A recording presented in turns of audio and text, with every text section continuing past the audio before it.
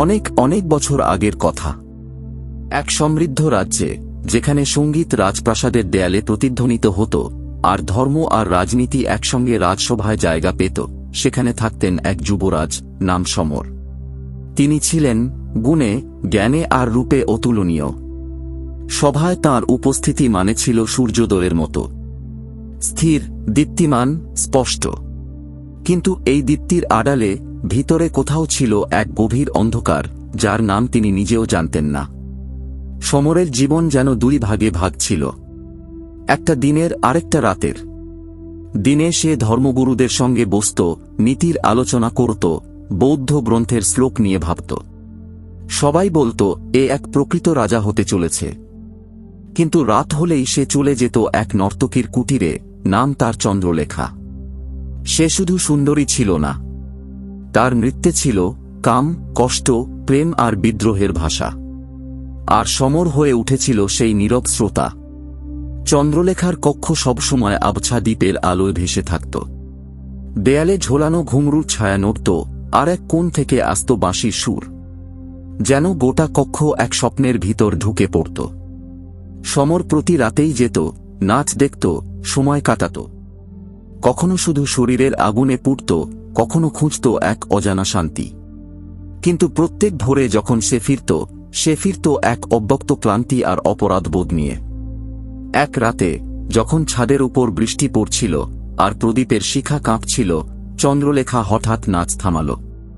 সে সমরের কাছে এসে জিজ্ঞেস করল, তুমি কি আমাকে ভালোবাসো? সমর থমকে গেল। এই প্রশ্ন যেন তার ভেতরের কোনো পুরনো বন্ধ ঘরের দরজা খুলে দিল। সে বলল, তোমার রূপকে? হ্যাঁ। তোমার নাচকে? হ্যাঁ। কিন্তু ভালোবাসা? আমি জানি না।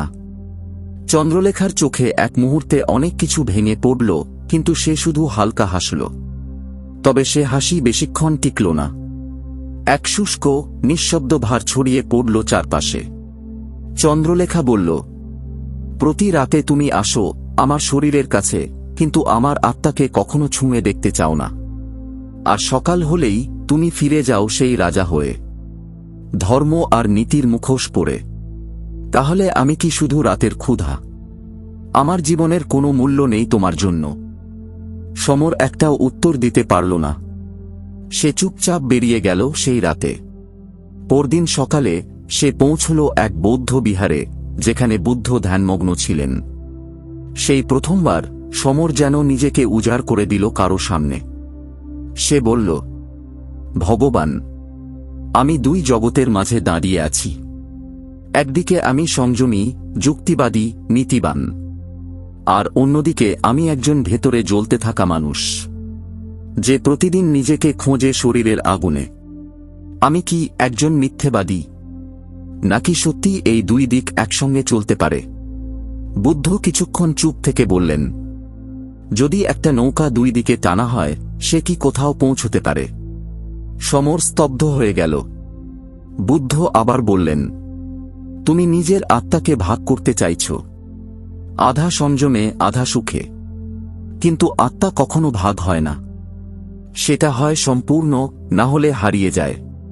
সেই রাতেই সমর আবার গেল চন্দ্রলেখার কাছে। কিন্তু আজ তার চোখে কোনো কামনা ছিল না, কোনো অনুতাপও না। সে শান্ত ছিল। চন্দ্রলেখাও কিছু বলল না, শুধু তার সামনে বসে রইল। ঘরে আলো জ্বলছিল না। দুইজনে অনেকক্ষণ চুপচাপ বসে থাকল। তারপর সমর ধীরে তার হাত ধরল।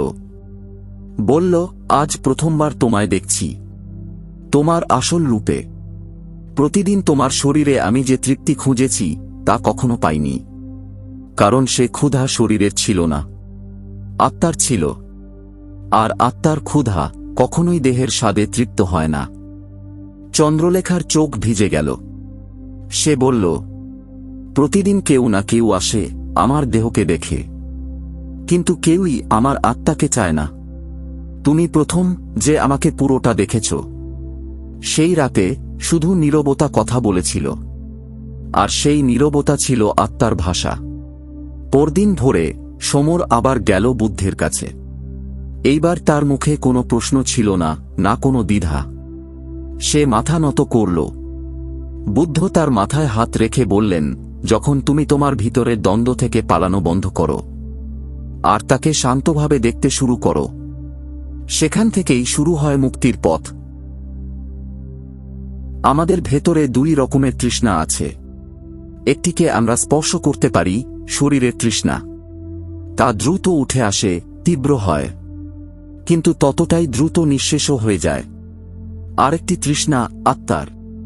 সে নিঃশব্দ, গভীর, চোখে দেখা যায় না, কিন্তু মাঝে মাঝে আমাদের নিজেদের সাথেই মুখোমুখি দাঁড় করিয়ে দেয়।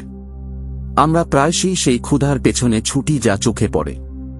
কারো ছোঁয়া, কারো হাসি, এক মুহূর্তের উত্তেজনা, কিন্তু সেই সব পেয়েও এক ধরনের অপূর্ণতা থেকে যায়, যেন কিছু ছিল যা এখন আর নেই। বুদ্ধ বলেছিলেন, যতদিন না তুমি বুঝতে পারছো তোমার অন্তরের গভীরে আসলে কি চাও, ততদিন তুমি বাইরের দুনিয়ায় খুঁজতেই থাকবে, আর প্রতিবার ফিরে আসবে খালি হাতে। শান্তি তখন আসে না যখন সব ইচ্ছা পূরণ হয়ে যায়, বরং তখন আসে যখন তুমি বুঝে ফেলো কোন ইচ্ছাটা তোমাকে ভিতর থেকে পুড়িয়ে দিচ্ছে, আর কোনটা শুধু এক ক্ষণস্থায়ী ঢেউ যা আসে যায় কিন্তু কখনো ভরিয়ে দেয় না।